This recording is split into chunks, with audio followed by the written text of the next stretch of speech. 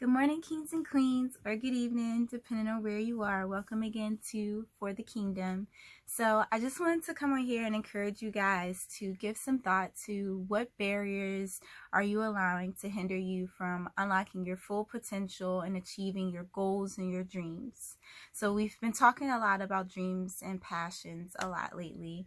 And so I just wanted to encourage you guys to give thought to this, because a lot of times we allow circumstances such as not enough time or not enough money or people or societal constructs to stop us from achieving our goals and from unlocking our full potential. But in Psalm 84:11, God tells us that he wants to give us glory. He wants to give us favor, and no good thing he'll withhold from us as long as we're walking upright, meaning having relationship with him and doing, according to his will.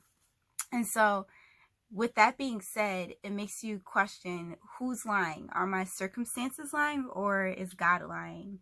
And if I were you, I would bet on the circumstances. A lot of times our circumstances are lying on who God has called us to be. They're lying on what God has called us to do in the world and what we have potential to accomplish and change in the world.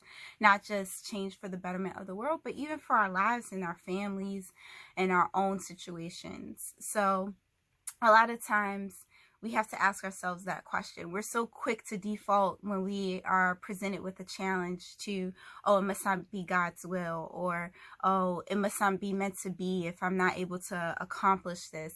When in actuality, these tests, these barriers that we're encountering, they are either serving a potential opportunity for us to sharpen those skills that we're going to need, and sometimes they are used as an exercise of our faith in God, seeing that we can trust in God and have faith in God even in the darkness, even when we are being encountered with other challenges and barrier after barrier. Sometimes those aren't if we reference Jeremiah 12:5, it says that if you can't contend with the footmen and the foot soldiers, how are you going to contend with the horses? And basically that's saying, if you can't contend with these small challenges, how are you going to contend with the big challenges? So for me, I relate that to my business. If I can't contend with these little barriers and little hurdles that have come up, such as getting my 501c3, and how am I going to contend with the barriers that are going to come when I have a huge organization and I'm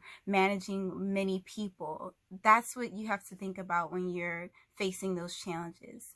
Yes, will God tell us no sometimes, but have you given the opportunity to ask him before assuming that it's a no?